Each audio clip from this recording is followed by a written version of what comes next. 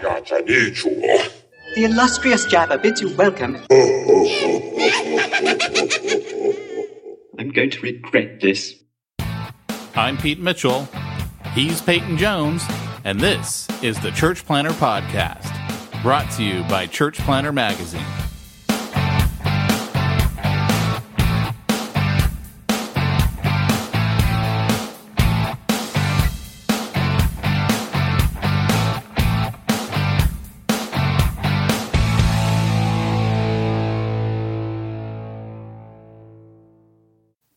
Hey, Church Planter, this is Pete Mitchell. And this is Peyton Jones, author of Reaching the Unreached. Cha-ching! You know, I listen to podcasts sometimes. I do. And these other guys, they'll mention their book. And I'm like, man, I should do that every once in a while. Mention my book. I don't have any good books to mention. Hey, where are you at in the old Reaching the Unreached, cha-ching, becoming Raiders of the Lost, cha-ching, art, cha-ching? I'm waiting for the Audible version to finish it. Yeah. I think I'm still on the same chapter. Whatever last chapter we talked about, that's probably where I am. Man, time for you to go to Islands, my friend. No. So, okay, what if I told you you're in it? Yeah, I'm not. Hey, aren't we supposed to not do this podcast in the afternoon? No, we're not. We're not supposed to. And here we are yet again doing it in the afternoon. I offered a morning slot. You offered the morning slot at the time you were offering it. It was like 11:01 and the text comes in, hey, I got 11 to 12. How about you? I'm like, dude, seriously? That was like the other week when I go, hey, man, when you want to do the podcast? You go, now. So, hey, guys, welcome to the portion we call Smack Talk. Hey, where's our, what's his name? Hulk Hogan? We still got him?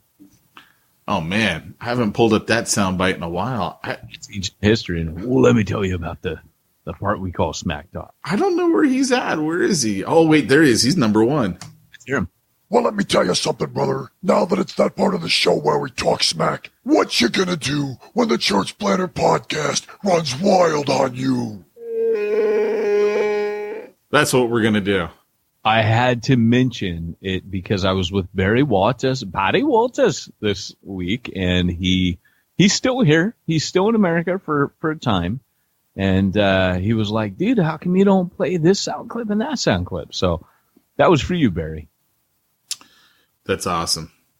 That's dedicated to Melissa. I'm so glad to be married to you. You are the light of my life. That's going out to you today, Melissa, on behalf of Barry. We're taking other requests right now as well. Just call. What's your number again, Pete? I don't know. So, hey, guys. So Smack Talk. Pete's already warned me he didn't really have a lot of Smack Talk this week, which I have yet to see the day Pete doesn't have Smack Talk. In fact, that was another thing Barry brought up. He said, Pete says he doesn't have Smack Talk, and then he has a ton of Smack Talk. So I'm just priming the pump to get Petey going here. So anyways, I'm watching this rad show right now, which I also happen to be reading the book. There's this show on TV called The Terror. Have you seen this thing? I saw a commercial for it, and then one of my shows recorded the first hour of it, and I couldn't make it more than 5 minutes in before I was bored and turned it off. Really? Yeah. Oh. See, I really like it. I'm kind of like, okay, so it used to be that all week, the week would go by, and I don't have TV, so I would wait. I couldn't watch Walking Dead on Sunday nights. I had to wait until Monday to watch it. So Monday night, Andrea would come in. She usually goes out riding on Monday. Writing, not riding, like riding motorcycles. Writing, like books. And she would come in and she'd be like, hey, let's get some tea. The kids would be down. We watch Walking Dead. And that was like a warm, fuzzy feeling for me, right? I liked watching The Walking Dead. And Pete and I, in fact, funny enough, Pete, I just found that Terminus map the other day that I'm redoing my office here, and it is going up on the wall on the outside of my door. Nice. I want the outside of my door to be the Terminus map. How cool is that? I like it. When are you going to get to move back in?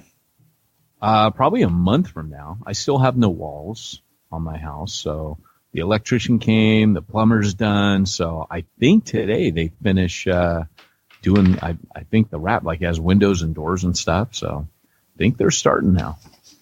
That's awesome, man. So anyways, basically, so I've been watching this thing called The Terror, and I'm telling you, man, it is rad. And then I'm reading the book, and I'm not reading it. I'm listening to it because you kind of got me into Audible. It was you. It's your fault. You're like, oh, I'm listening. I'm thinking, man, I could like totally double my reading capacity. Except for a book like this, you don't want to listen to it when you're distracted. Sometimes I'll listen to Audible books when I'm doing yard work or chores or whatever. This book, dude, I can't even tell you. It's by a guy named Brad Simmons. I can't even tell you how much pleasure I'm having just listening. And it kind of made me think that, up until the invention of the radio, oral storytelling has been a major part of the human experience for thousands of years. And I feel like I'm tapping into this like kind of cool primeval, when someone tells a story well, there's kind of almost nothing better. Like I would rather right now lay down somewhere, put my headphones in and just listen to this thing. It is so fun to listen to. It's just masterfully written. And the show is rad. But you didn't like it. Not the first 5 minutes of it. Yeah. Well, so the first 5 minutes is where they're talking to the Eskimos. I honestly don't even remember. I've already put it out of my head. So basically, for those of you that don't know, it's about the British Navy sent out an expedition, kind of like Shackleton's voyage, to discover the Southwest Passage through the Antarctic. They were looking for the Arctic Passage. They wanted to get to North America, but they didn't want to go south and sail around the continent of Africa.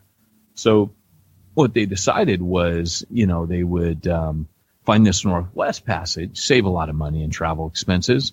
It was very dangerous. So they had to time it during the year. And so they thought this would revolutionize their shipping trade. And in real life, these two ships that were the most industrial, kitted out ships ever in the history of the world at that time, these two ships totally disappeared. And these were like experienced guys that, all the crew, they had been on dangerous voyages. They were tough. They had navigated through survival in extreme circumstances, lost ships, had to live on the ice. And the ships disappeared. And so the show is kind of historic fiction, but it breaks from the point at which the ships go missing. The story and the show tells a story from the perspective of, hey, we'll tell you what happened,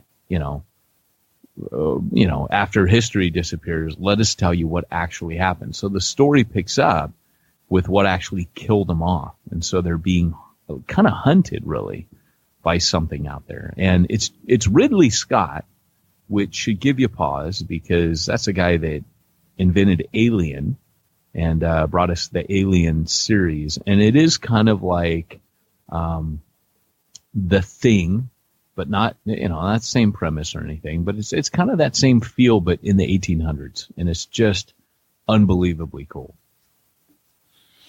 Cool. I dig it, man. So if you got nothing else out of this podcast, you got that you should watch The Terror. And The Terror is the name of one of the two ships. The Erebus is the other. But they start calling whatever is stalking them The Terror. And that's pretty cool. Yeah, I saw, what do you call it? Sorry, phone call coming in. I saw A Quiet Place over the weekend. That sounds like a chick flick. Oh, you haven't seen the commercials for it? Oh. No, I'm not even going to go there. Oh, that's the horror one, right? Well, they claim it's a horror movie. I don't know. I thought it was going to be stupid going into it. It was stupid. And it was. Yeah. Yeah. I was like, I don't understand why it's got like an 87% approval. Like everyone loves this movie. It's one guy on Facebook that I know. He's like, it's the best movie I've seen this year. I guess he hasn't seen many movies because I'm like, okay. I didn't want to see it because I thought it was going to be stupid. And like a half hour in, I'm like, should I get up and walk out? Like, I don't care about their lives. I don't. Right. So And by the time it finally got good, I was like, yeah, but I don't care. I don't care about the characters. They can all die. Fine. Bye. You know, it's funny because there hasn't been. I mean, I still haven't seen Ready Player One. There hasn't really been a good night for me to head to the theater, and there's so many. I want to see Black Panther. Haven't seen that. It's still playing. I didn't think Black Panther was that good either. Everyone's like, oh, it's so great. I'm like, what? Whatever. It's just okay. But I got this kind of theory about young people in movies right now. I think the standard has kind of dropped. I think now we're in a different kind of movie making. I don't think plot and characters and all that really do the same thing that they used to do. We grew up in a time where even if you go back like to the old black and white films, things like Casablanca, where you had these masterpieces. You could watch pick almost any James Stewart movie. The dialogue is going to be rad because it came out of a time of radio. But when you get to the 80s, the dialogue isn't that great. In fact, you start seeing where people are putting action in, stuff that they... So each generation has something that they bring in, but they also sacrifice something. I don't think you always realize. Like, we grew up in the 80s where, like, special effects were rad. You had Jim Henson. You had Lucas. You had people innovating special effects. Well, now you have CGI. And I think what's been lost through CGI is it's now the big spectacle, but it's less on the dialogue and plot and character, you know? Yeah, it could be. I mean, when I saw Ready Player One, the book, everyone always says that the book is better. Well, the book has to be better. I mean, the book is rad. And you and I talked about this before. It's like you can't recreate a lot of that stuff in a movie because it's like playing a Pac-Man game. Like, how's that exciting on screen? It's not going to be exciting for me to watch you play Pac-Man. It's not going to be exciting for me to watch you play Joust. So obviously they had to make changes. They made a lot of changes. And a lot of the characters they had to change because that movie had to have been a licensing nightmare, right? Because he's like talking about the DeLorean from Back to the Future and every creature you can imagine, the Teenage Mutant Ninja Turtles. I mean, anyone you want, like every character from our childhood was in the movie. Well, It was in the book, I should say, and not in the movie. Like some of them, I was just going, oh, that they probably couldn't get the license to that, and they changed it. And that's what they did for a lot of that movies. They just kept, changing stuff up. I mean, one of the main characters in the book doesn't die in the movie. I was kind of like, that's kind of an important thing. They didn't kill him. Right. So I don't know. I mean, it was a good movie, but I didn't find it great. Yeah. I'm kind of worried about that because I've seen the trailer and I know the book. And it goes right back to what I'm talking about. And that is, it seemed more spectacle to me than actual story. Like, the story is gripping and intriguing. And of course, it's got a lot of the Dungeons and Dragons. Like, that's a nerd hobby. Like, you can't make Dungeons and Dragons super exciting. And yet the book does, but you can't have Dungeons and Dragons. Well, you could actually have everything that was in the book and make a good movie off of it. But Hollywood now feels, a big blockbuster. People need Michael Bay's explosions. It was kind of like I posted, I don't know if you saw it. We posted it years ago, and I reposted it from a memory on Facebook where it was like, now, new improved special edition Titanic. And it has towards the end, it has Michael Bay, and it has everybody's exploding when they hit the water and they're jumping off the Titanic. When the Titanic breaks in half, it explodes. It's rad. But that's what we've come to now. We've come to an era of movie making where just throw some explosions and some big spectacles. For example, case in point, Peyton needs a minute here. The new Star Wars film, right? Everybody talks about how the new Star Wars film, and then people are like, I tell them, it sucked. It was one of the worst movies ever. And then people go, but come on, that explosion of the Star Destroyer, come on, that explosion. Yeah, okay, but that didn't rescue the movie. I'm sorry, the movie still sucked. They had a cool explosion, and okay, I give you that. The spectacle was good, but the story, the characters, and the plot sucked. Yeah. Well, I mean, I think another part of the problem for movie makers, when you're looking at these kind of nostalgia type films or books where they're reaching back into our childhood, millennials cannot, like, they share no common point. They don't understand that world because they're so far after it. Right. So to them, it's kind of like, that's stupid. Like I was talking with Jimbo and he goes, what was the name of that movie you wanted to see? And I go, oh, Ready Player One. And he goes, would I like it? And I go, no, for two reasons. One, you're a millennial, and two, you don't like sci-fi. So don't bother going to see that movie because you won't be able to relate to it on any level. And right. I think that's part of the problem. They can't relate to, a lot of the games and the stuff that's referenced in the book because they didn't live through it. Yeah. So when Jimbo tells you that he's never seen Star Wars and has no desire to, you pretty much know that's a lost cause. Yeah, that's true. That's true. Except that's kind of where I find myself today. I don't care about the next Star Wars movie. I don't care about Han Solo coming out. I'm like, whatever. I don't care. They ruined it for me. And I was diehard Star Wars. Got it ruined. Yeah. I know we talked about the Popo last week, and we probably should keep it out of potty language again, but I can't help it. So I listened to a guy, and he was talking about Star Wars, and he was saying how Disney keeps coming out and defending their crap movie, even though it made half of what, what was the name of the other one? The Force Awakens made half of what that one made.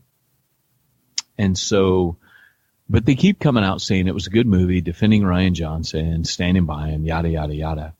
And they keep blaming the fans. And they keep making these statements. They're basically saying all fans that got mad at this were just nerds who can't move on from the past. And this guy was telling this, it was a YouTube video. And he was saying, look, that's kind of like when you're in an elevator and someone lets one go.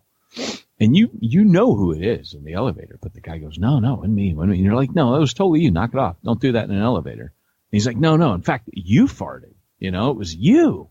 And, everybody knows you made a bad movie. But you need to stop blaming the fans. It's the fans' fault that the movie's not, the fans love the movie. Even, and I know you and I differ on this. I think the prequels weren't great.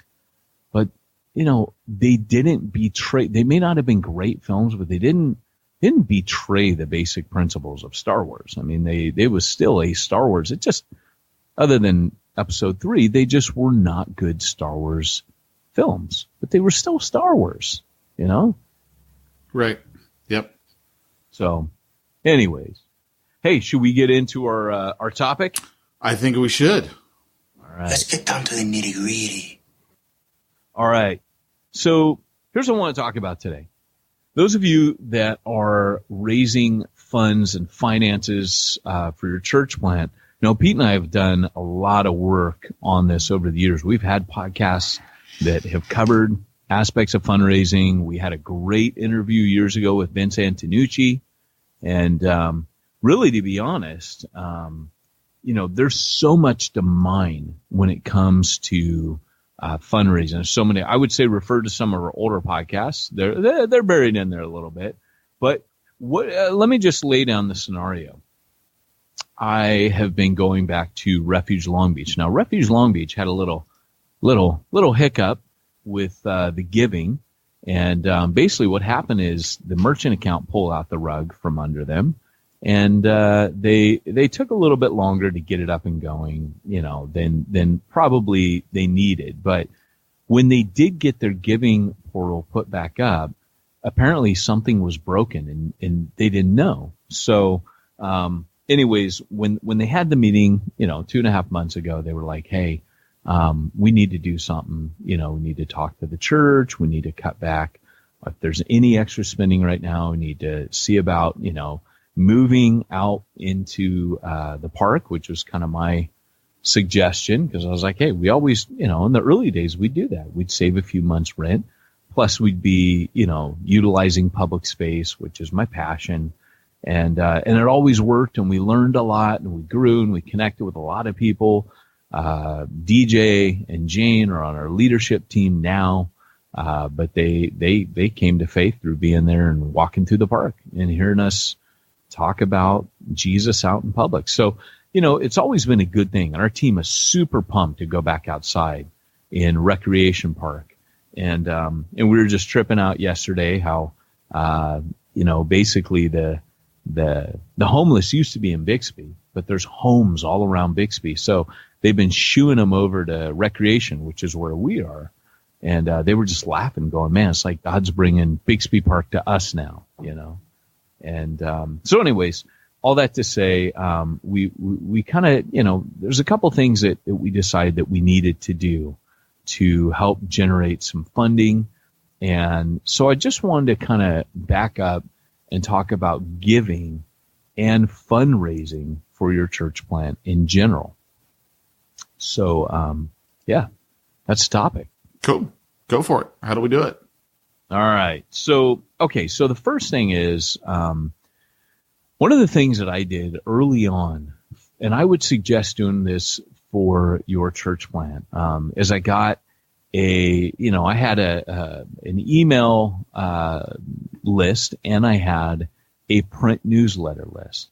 And often, Pete, you and I have talked about this before, that studies have shown that print newsletters are probably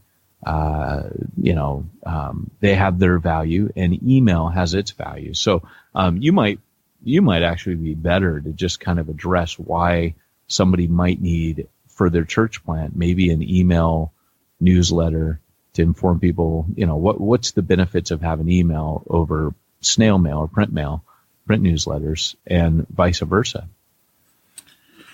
Well, email is, I mean, you can do email, but it's not as good as print mail. The average person gets 147 emails a day. Think about how much mail you get in your mailbox. 7 pieces, right. 5 pieces, whatever. Competition is a lot less now in your mailbox. So I'd be using print mail as a main piece of my communication strategy. In fact, I do. Right. I send out a monthly newsletter. I mean, it's that important. Email, you'd still do it, but just don't expect the results that you're going to get off of print mail. Yeah, absolutely.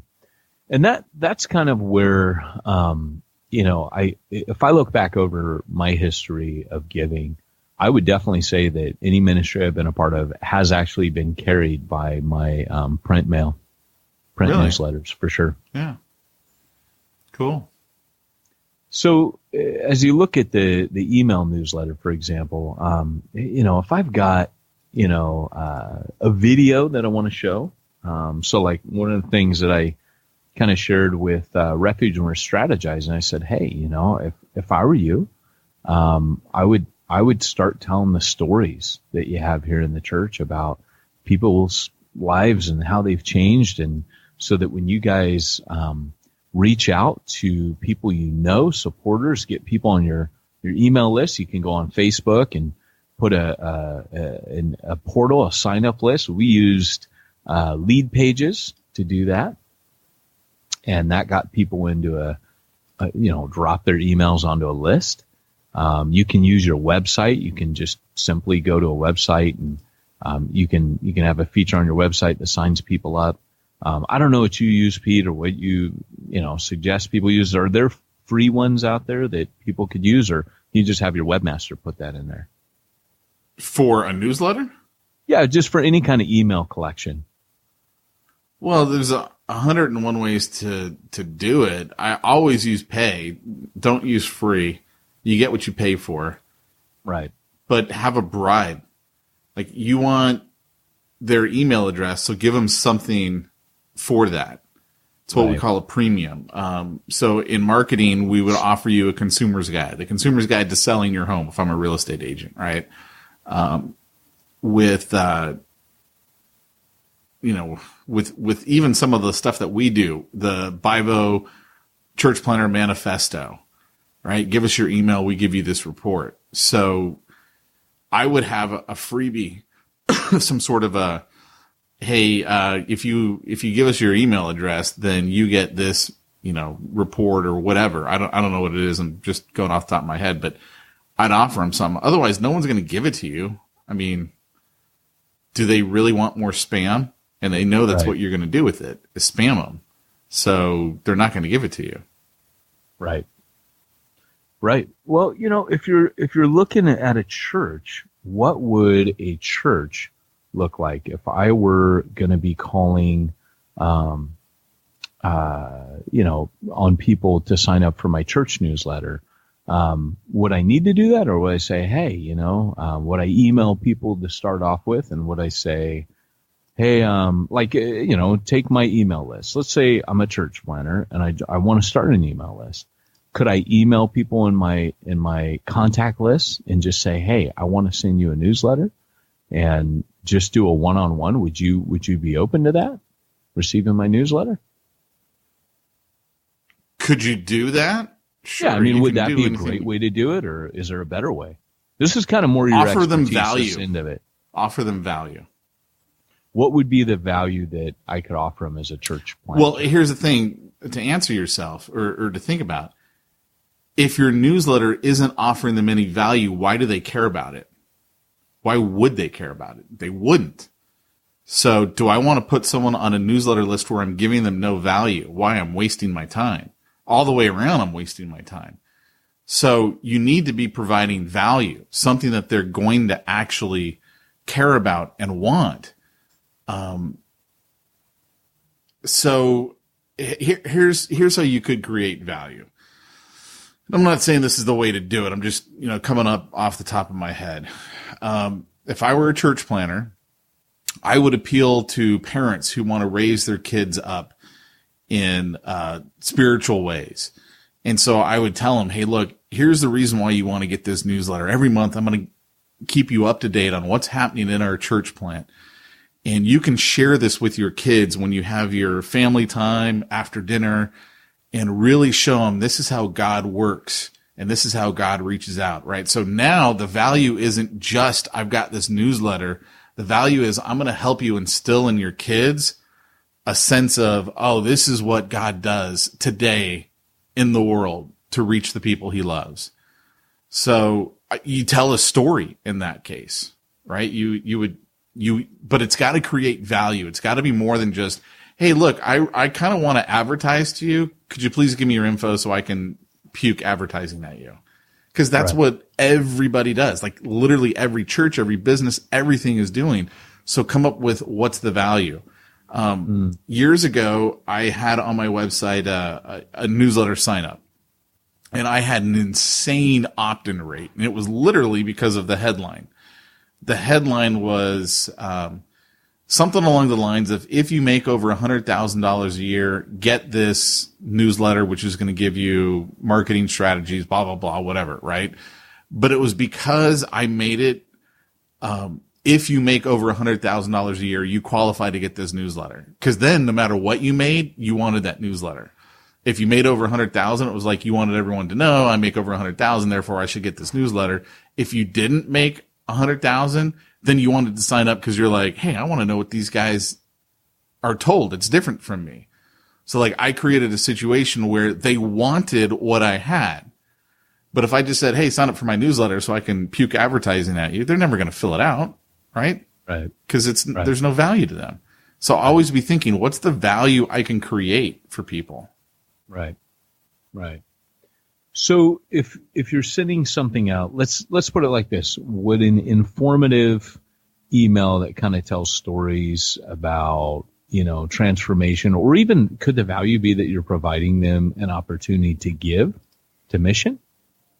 No value, because that's value for you, right? So while it is value for them, that's not what's going to inspire them.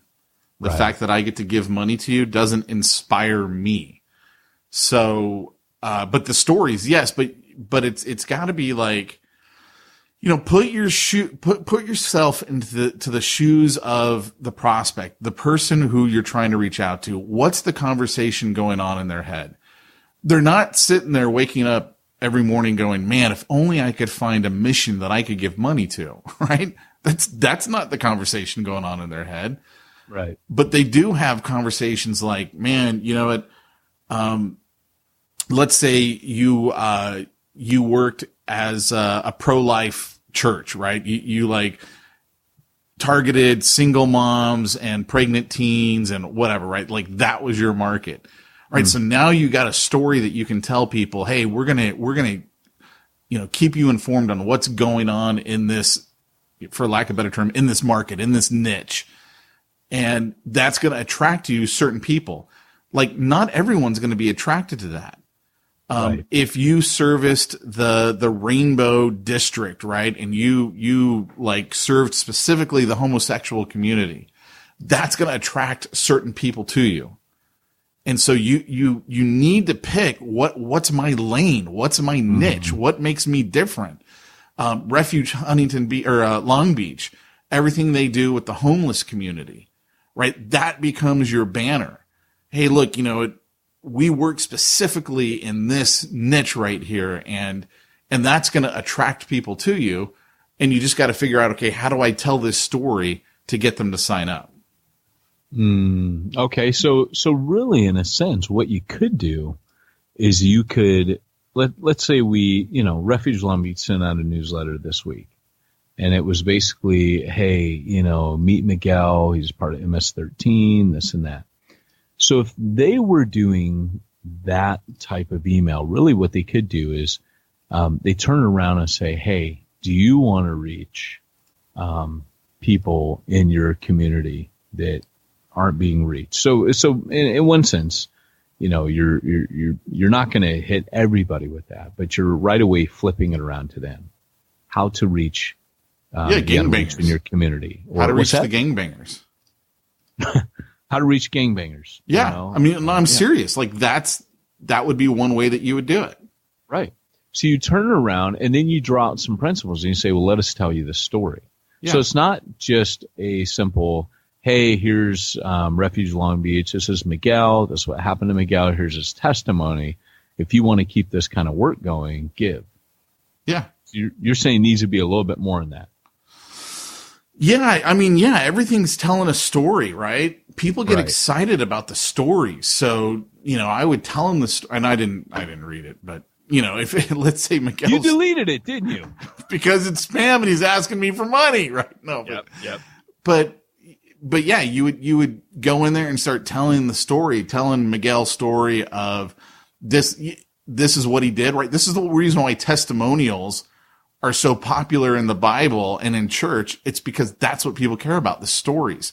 So you would tell the testimonial, you would tell the story of Miguel. Right. And by the way, if you want to help us, we want you to partner with us so we can reach more Miguels. Right. And here's how you can give to us.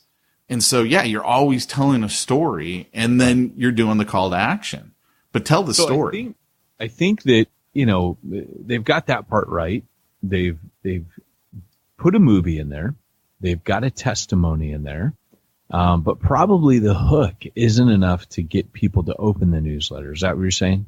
It could be. I'd actually have to go back and relook at that email. It certainly could be the hook. But the other thing too is there also has to be a consistency. Like if you just are a one-hit wonder, and this is most businesses, and I'm sure it's the same way with churches, where it's like, oh, we were supposed to send out, emailing our database, but we do it like once a month. Hey, don't expect to get anything from that. You're not building a rapport and a relationship with people. It's one of the reasons that we actually have 2 emails a week. And I mean, if we had more, we'd have more go out. One comes out from you, one comes out from me to our database. It's meant to build a relationship with people. And we're telling stories. More than anything else, we're telling stories. More than we sell them on anything, more than we ask for money, we're telling stories. Right. Okay, so what would be a good value add that would get someone to open a newsletter from a church? I think that's why you got to go to print. Right. I mean, okay. I get one. That's a great answer, actually. I get really one from my church every Saturday, reminding me that church is on Sunday. I don't you get an email. I get an email. Yeah. Yeah. And to me, I kind of look at it and it's always like, it's a long email and I don't read it. And I'm sure there are people who do, but I don't. And part of it is because I'm like, yeah, I know church is tomorrow. It's on Sundays. That's when church is. Thanks for the email, whatever. That's cool. But like, I don't read it because it doesn't do it for me. But there are people who it is going to do it for. And that's the thing that you got to remember. Great marketing repels as much as it attracts. Right. You're going to repel the wrong people and you're going to attract the right people. The right people are reading that email because he does include a story with it. And they're going to be like, yeah, cool. This is, what I needed to hear. And man, I can't wait for church tomorrow. That's great. Yeah. But where the print newsletter really helps out is, and you and I talked about this years ago. If you're doing a really great print newsletter, the mistake that everyone makes is they just want to tell about the successes. Hey, this month we had 32 baptisms and 52 people came to Christ and blah, blah, blah. Great. Good stuff. Tell the story. So I remember you telling me one time, this is when you're over in Wales and like you were going somewhere and I didn't know the whole story, so I'll just make one up. I'm like, tell the story about how you were driving to go speak at this church and you get a flat tire and your baby's crying in the back and your wife is getting mad at you and it starts to rain and the mud's coming down and you're just telling the story, right? But dude, I have one of those from this week. But when you start telling that story, it's like smack talk. How many times have we had people say, at first I didn't like smack talk. Now it's all I care about. It's because we're telling our stories. It's what's going on in our lives. And that's what sucks people in. And so in a newsletter, like if you were a business, I would tell you only 40% of your newsletter needs to be about your industry or business, whatever you're doing. So like in my financial planning one, back in the day when I was regularly doing that, when I had a financial planning business, 40% of it was that. The other 60% were stories. And a lot of times they weren't even stories about me. Like in my marketing one, the number one story I ever had, and I tell it in the first person, even though it's 100% truly not from me. It is not my story, but it's a story of, I got this taser and I'm looking at this taser and I'm sitting in my recliner and I'm just kind of thinking to myself, I kind of want to taser myself. I kind of want to see what this thing is like. Oh, yeah. And then, but I'm like, do I really want to taser myself? And then the cat walks by. And of course I'm thinking, hey, why don't I just taser my cat? Right? And as the story goes on, I decide not to taser the cat. I taser myself. But what they don't tell you is once you start tasering yourself, your muscles contract and you can't let go of the taser. That's funny. So the next thing I know is I finally find myself somehow Arnold Schwarzenegger got into my house, grabbed me in my recliner, threw us on the ground, and then picked us up and kept throwing us down over and over again. I got drool coming out of my mouth. My hair is going crazy. My nipples are burning and on fire. And I'm telling this story and I cannot tell you how many times people have said to me, that's the best story you ever told. None of it was true. And so I actually come out in the next one and go, by the way, guys, that was a story I found on the internet. I thought it was hilarious and I put it in the first person. But that's what gets people to be like, dude, I want to read what's going on. So as a missionary, as a church planner, I'd be telling my stories. We've had church planners who are planning in areas where all of a sudden they get out there, the sending church cuts their funding, decides not to send anyone. They're living in a trailer down by the river, right? Tell that story. Because that's what gets people into your world. And they're like, they want to read it every month when that thing comes. And then when you go, and by the way, if you want to support this ministry and what we're doing, give here. Now all of a sudden people are like, I want to give. That's good, man. It'd be kind of like the day I almost quit for good. Yes. Which I tell that story all the time about the time when I planted Pillar Church in Wales. And I drove home to get my notes and decided I'm not going back this morning. I know. I remember that story. And they kept playing the worship going, where is he? And yeah, you're right, man. People connect with that stuff big time. Yeah. Because it is human and it's, let's face it, it's not gossipy, but it's got that little spice in it that people like. that makes them read the clickbait, find out why so-and-so actors never worked again, Yeah. and that's good, man. I really like that. That's fantastic. So to get people to read your newsletter, you gotta be a little bit creative. You can't be boring. That's it. You can't be boring. Boring is the sin. Yeah. No, that's really good. Well, you've really made me, this whole thing's gone a completely different way than how I thought it was going to go today. And to be honest, it's because you really made me think, what would a value add be? So I'm already thinking, hey, do you struggle to, I'm already thinking about titles. If I were to write the Refuge Long Beach one, I would put a different title on it. I think it says "Welcome to the Newsletter," something like that. Yeah, titles are literally the most important part of your marketing piece, and the reason for that is the title is what sucks people in. So the purpose of the title is to get people to read the next line. The purpose of the next line is to get them to read the line after that, and the line after that, and the line after that. So your headlines, your titles are the most important piece. Right. No, that's really good, man. And there is a science behind that. You as a marketer, you have even templates, you have, the scientific, really results-based surveys, studies they've done that shows what gets people to go to the next line, even like different parts of a newsletter that get people, because it draws them in. And there is a science to that. Yeah, there is. So, wow, that's pretty cool, man. So a value add. You've challenged me. Unfortunately, I don't really have an answer. I've got to go in and process that and think about it. I thought I was supposed to have all the answers on this podcast. Yeah, but that's what you would do. Yeah. So, guys, as you're thinking about I guess there's a way to tell your story, and marketers say this, right? They'll say, tell the story, or, make your blog post not about you, or make it about them, make it about your reader. That's why you see a lot of how-tos. That's why you see a lot of, so if you're looking at the story of Miguel, it would be how to reach, gangbangers in your community. All right. Cause, maybe you start off with something like, I drive by him, you drive by him, and we think somebody ought to do something about that, but nobody does. Maybe you have something like that.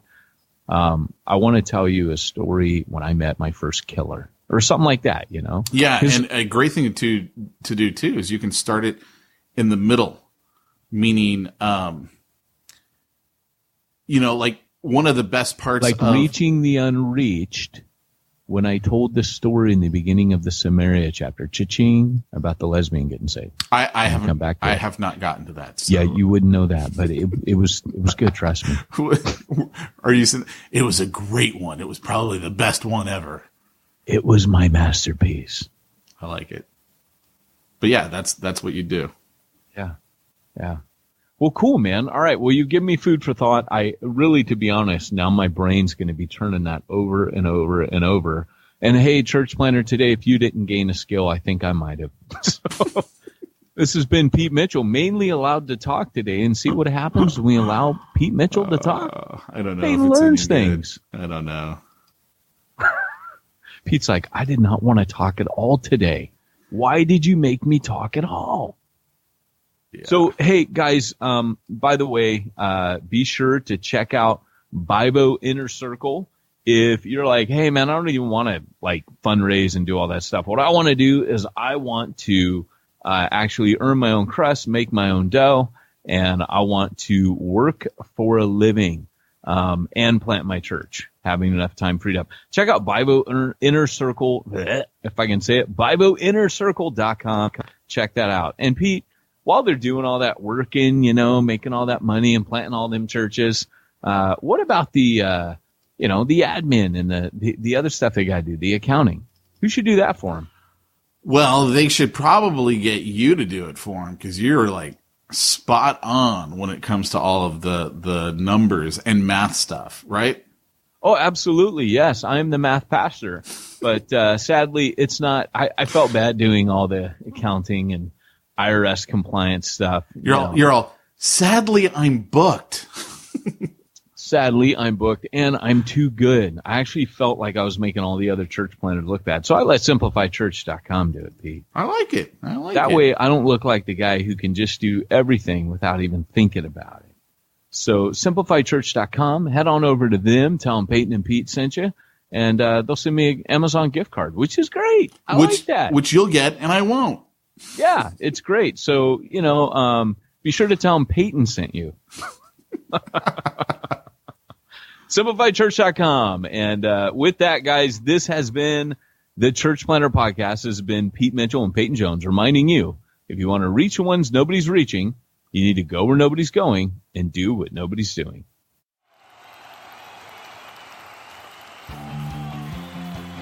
Thanks for joining us for another weekly episode of the Church Planter Podcast with Pete Mitchell and Peyton Jones. We'd love to hear your comments on this episode of the Church Planter Podcast.